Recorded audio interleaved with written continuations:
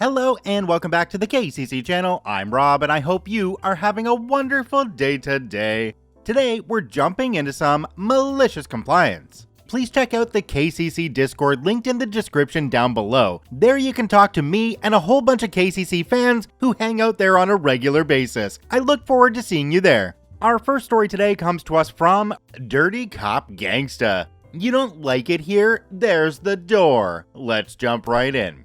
This is my own personal story that took place in Belgium circa 2015 or 2016. Context, in my mid-20s, I worked in accounting with 4 other mid-20s guys. We were a solid, well-oiled machine that ran flawlessly, and yet we had way too much work and needed an extra person. We had taken over in 1 year from the previous team who seemingly quit for no reason. At the end of the second quarter, we crushed through the mountain of work with a collective 4 weeks of overtime between us. Boss was happy and allowed us to finally go on vacation. More like, he knew we had accumulated too many recovery days and gave us the bonus we were promised if we reached the goal. We've been unhappy with the situation for some time and have been bitching about it. Clearly, there's enough work to justify hiring an extra person, so we go tell the boss.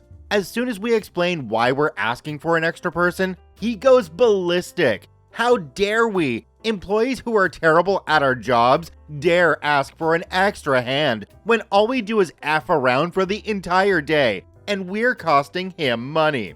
In his screaming, he points to the door and says, "I'm not holding you hostage. If you're unhappy, I suggest you walk out." We're stunned. What the F did he just say? We came in to ask for help, and he's telling us to F off? We ask him to explain what he means. He literally says, "I don't need you. I don't need any of you. Quit if you don't like it."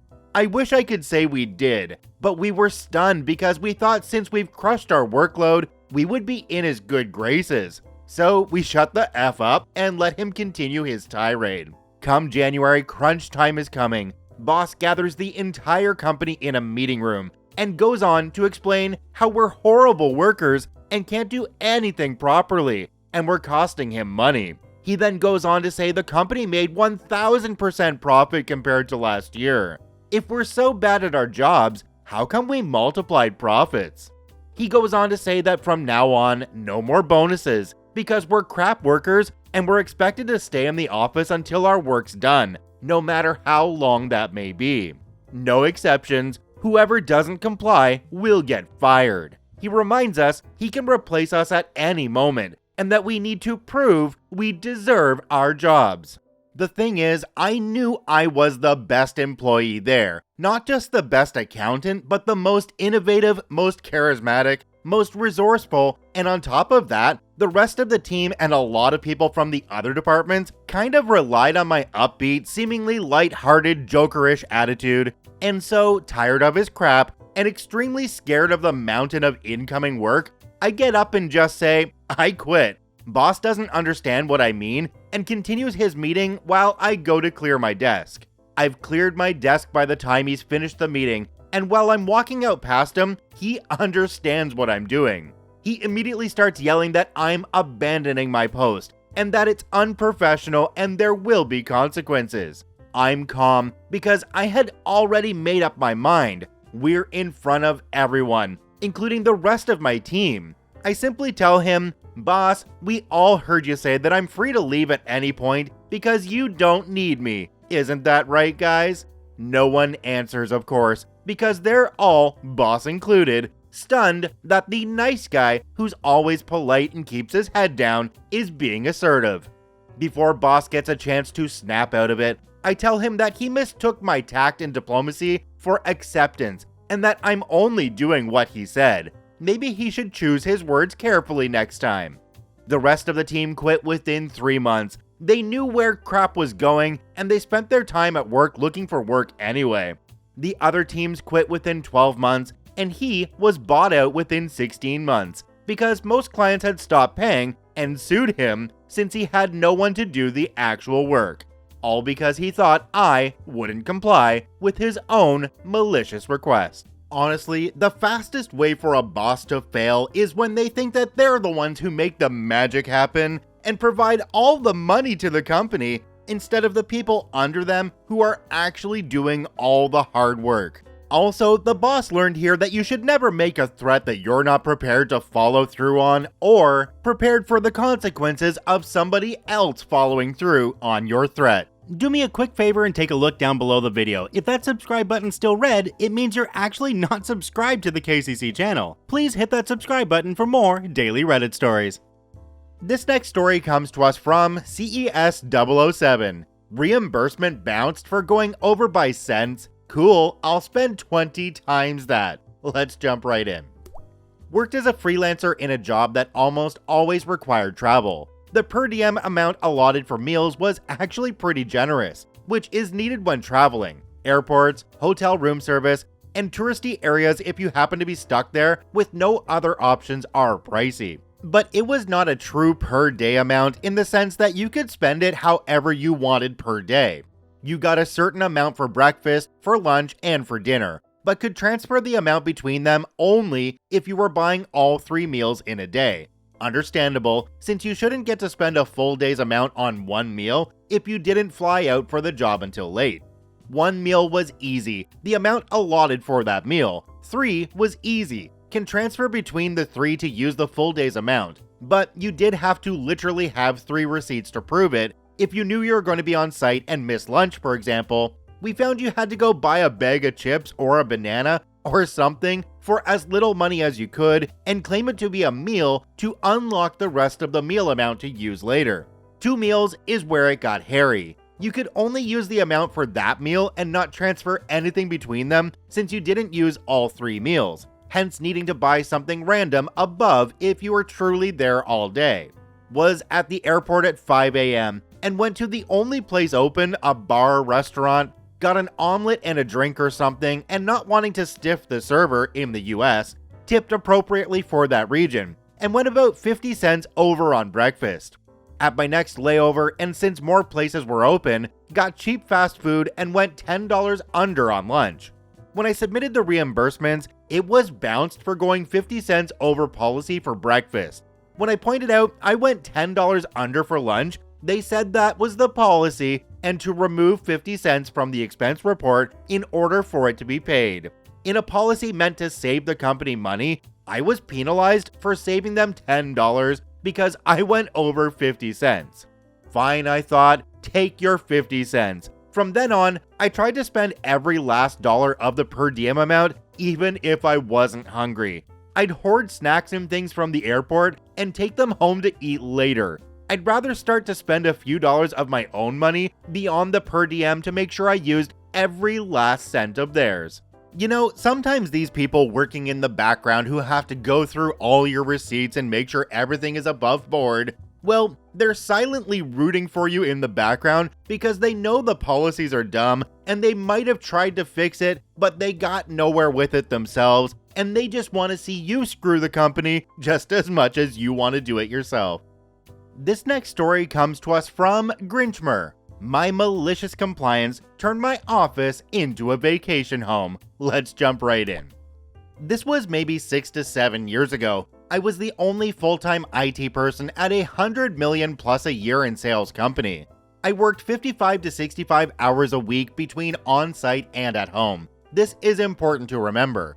I reported to the controller and everything was fine until he quit and they hired the new guy.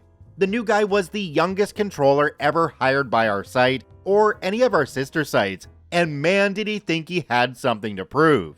First thing he does is pull me into his office and inform me that my team will be the first ones in the building and the last ones to go home. I expect to see you in your office anytime I am in this building. I don't care what you do, just make sure you're here at 7:30 a.m. to 6 p.m. I tried to argue why that was a bad idea. He was having none of it. My response is a collapsed, okay, as if I tried to make it a single syllable. Anyone that worked with me knew they were now effed. I was literally the only guy with the keys to the castle. Literally untouchable. Malicious compliance. Met with the OSHA lead to see what appliances I could run in my office safely. No electric kettle.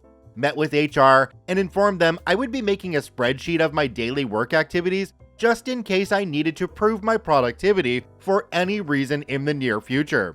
They thought it was a joke and said okay. Then I set up my second home. Over the course of the next few months, every day I showed up to work at 7:15, went to my office, and worked until 3:30, then I would start my vacation. I brought in a Raspberry Pi and played games, brought in crock pots of food, and invited key members in to graze and chit-chat. One day, I set up a panini press bar and invited all the engineers in for sandwiches, watched movies, listened to music and ebooks, tried to get a dartboard approved by the safety lead, said no before I could finish my request. Basically, I did all the things I did at home at the office. People would stop in after 3:30 p.m. and ask for help, and I would tell them no, explain what I was told, and tell them to stop in at 7:30 tomorrow, which was a moot point because the site was an 8:30 to 4:30 place, and if possible, immediately go back to slacking off while they were standing there asking for help. This lasted about 2 months. Then HR called me and we had that meeting. I explained everything, showed my spreadsheet of work, and I included all the times I spent doing zero work and what I was doing to slack off in that time. I was averaging around 35 hours of work a week. Between breaks and lunches, that is normal. They were mad at me, and even more mad at the controller because they knew my productivity tanked, and as a byproduct, so did multiple departments. I was told to go back to doing what I was doing before he started, and I would start reporting to one of the departments that needed me the most instead of finance. Everyone in the office pieced together that their life got harder for those few months because the new guy deemed it so. He ended up relocating shortly after because no one wanted to work with him. I ended up working a more normal work week, 45 hours, and everyone was just happy to have me back to help when they needed it. Now, OP was asked in the comments down below why they would stay that many hours at the job, why the boss was able to make them work more than 8 hours a day. OP responded with, "Ignoring your boss's instructions causes problems because HR would have enough to add a file to his folder that might impact his raise. Following your boss's instructions while making them look bad is easier." This next story comes to us from Alternative Space 42. Can't come in because of my shot records? Okay, let's jump right in. This was many moons ago, my first legal job at 16. I was a dishwasher at a very famous buffet, known for their rolls and sweet butter. I was a dishwasher at this location, and my friend Jerry worked there with another old lady named Rosa. We were the only 3 dishwashers in rotation. I had a very bad manager named Walt. Real names, many moons ago, don't give a rat's butt. While overall he was a good manager, everything he did was illegal, especially when I was 16.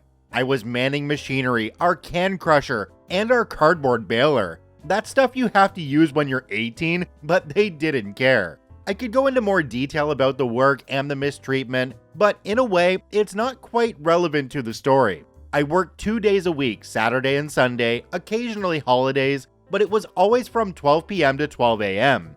I didn't work very often, just enough to buy some green and pay my phone. Jerry was my ride there and back to work. He got me the job, trained me accordingly, all that good jazz. I was about 6 months in when Walt pulled me aside and asked for my shot records. I was in a predicament at this time because I didn't live with my parents, and my school refused to give out any shot records unless it was the parents. I told my manager I wasn't able to get them. He said after I completed today's work, I couldn't return until I had my shot records. I was 16. I didn't understand why I had to prove I was updated on my shots, but I obliged. I missed 4 days of work, 2 weeks, and I finally ended up moving back with my mom. My work uniform was still at my old house when I texted Jerry to tell Walt I'll be able to get my records Monday, tomorrow, when I return to school. I suppose upon hearing about this, Walt demanded I go into work, be there at 7 p.m., it was already 6 p.m., that they needed help and nobody else wanted to wash dishes. Jerry was already at work and so was my mom. I had zero transportation, and I still had to pick up my work uniform from another city. It'll take me at least 2 hours to finish the commute just to get my uniform. I told Jerry that there was no way I was going to be able to be there. I guess Jerry relayed the message, and I received a bunch of calls from my job. I let them all go to voicemail, and the one I listened to, Walt was pissed. He demanded I came into work at 7 p.m. or I was fired. So instead of coming into work, I decided to block my job's numbers, call my boyfriend and my brother over. We had a blast. It was 420, I might add, so it was basically a gift for a stoner that was in high school. I told Jerry to tell Walt that, 1, he asked me not to return to work unless I had my shot records in hand. 2, he can't fire me for something he specifically asked me to do. 3, he's totally aware of my ride situation and knows Jerry is the only person who takes me to work and home. If Jerry is at work, I can't go. Walt refused to let Jerry come and get me. Apparently, from what Jerry told me at the end of the day, Walt ended up getting so stressed out he quit that day. Turns out, the reason why he wanted me to be there was because a party of 200 booked the whole restaurant out, and Rosa was on vacation. Poor Jerry had to deal with all of that, and nobody helped him. I felt very guilty for Jerry because he didn't deserve that, but at the same time, it felt so darn good to know I ended a tyrant's reign at 16.